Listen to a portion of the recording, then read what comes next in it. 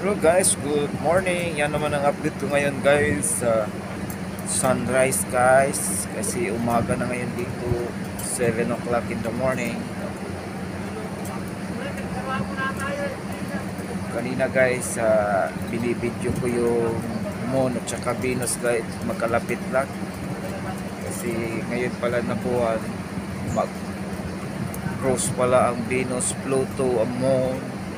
Magkalapit sila sa isa't isa guys kasi yung rotation sa outer space, mag-cross sila, malapit lang guys at makikita dito sa America.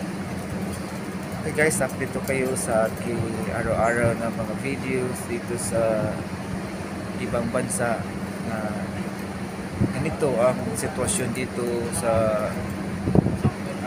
sa laot, sa dayo ng dagat.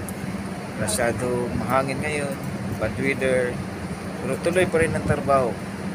Being marino, being OFW, sea base, na kailangan na always safe ka sa pagtatrabaho para mayroon kang production at saka mapatuloy yung mga pangarap sa buhay, at saka pag-uwi mayroon kang madadala na pera para sa masa buhay, sa pangangailangan, lalo na sa mga anak guys.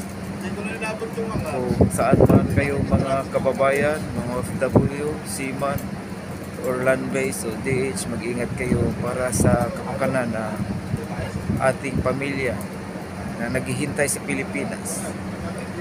Okay guys, hanggang dyan muna ang aking video. Update ko kayo next time. This is DJ Freeman Vlog.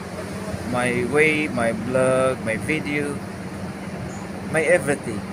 Thank you and God bless and more power. Bye-bye.